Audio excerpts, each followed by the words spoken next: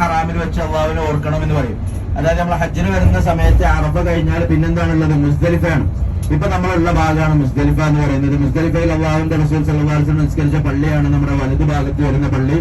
എല്ലാവരും വലത് ഭാഗത്തേക്ക് ശ്രദ്ധിച്ചു നോക്കുക. മസ്ജിദ് മശാരിൽ ഹറാം എന്ന് പറയും. ആ പള്ളിന്റെ പേരാണ് മശാരിൽ ഹറാം പള്ളി എന്ന് ഖുർആനിലൊക്കെ പരാമർശിക്കപ്പെട്ടത്. ഫൈദാ അഫൽതും മിൻ അറഫാത്ത്, നിങ്ങൾ അറഫയിൽ നിന്ന് വിരമിച്ചാൽ ഫദ്കുറുല്ലാഹ, അല്ലാഹുവിനെ ഓർക്കുകയുടെ മശാരിൽ ഹറാം.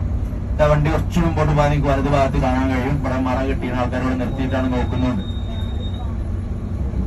എല്ലാവരും കാണുന്നുണ്ടോക്കി? കണ്ടോ?